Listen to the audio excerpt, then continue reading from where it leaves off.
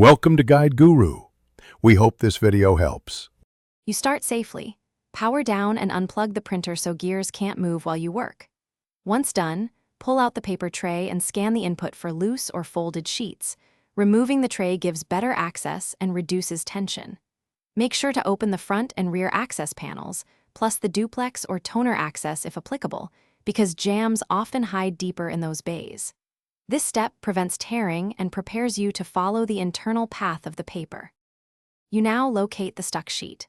Look along the entire paper path, and when you find the jam, pull the paper slowly and evenly in the same direction it would normally travel. This avoids damaging rollers. If the cartridge or printhead obstructs access, remove it to gain clearance. Do so carefully and rest it on a protected surface.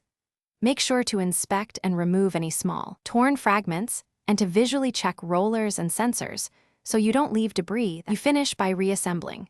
Replace the print cartridges, slide the paper tray back in, then close all panels and reconnect power. Once the printer is live, print a single test page or run an alignment to confirm the feed is smooth and sensors read correctly.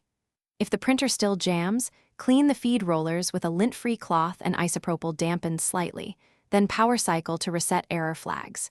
If problems continue, note error codes and contact service, sometimes worn rollers or sensor faults.